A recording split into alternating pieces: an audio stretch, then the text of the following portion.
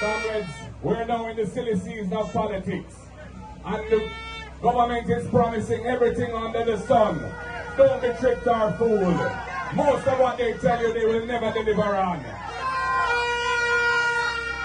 And even this 1.5 second edition that they're coming with, if you're not earning at least 29,000 a week, you have nothing to get from any increase in the 1.5. Nothing to get. And I say to the government, don't just come with a gimmick like this during a campaign. If you're serious, tell us how you're going to pay for any increase in the 1.5. Because last time you paid for it by putting more GCT and more SCT on the backs of the people. And it increased poverty and inequality in this country.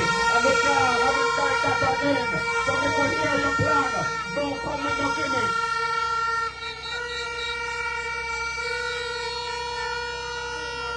Anyway, comrades, we have a good day ahead of us today. I'm looking forward to all of the activities and niceness that we're going to have. I beg each and every one of you on the road, if you're coming on the road, and I believe most of you will be coming, take care on the road.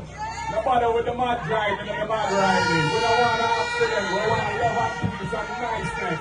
Because that's what the PNP is. So, take care and may God bless us on our journey today. On our journey to victory on the 26th of February. I'm sorry today because we want to bring back Jamaica from the curriculum and steering government back into the PNP pool so we can continue our mission of service to the people, empowerment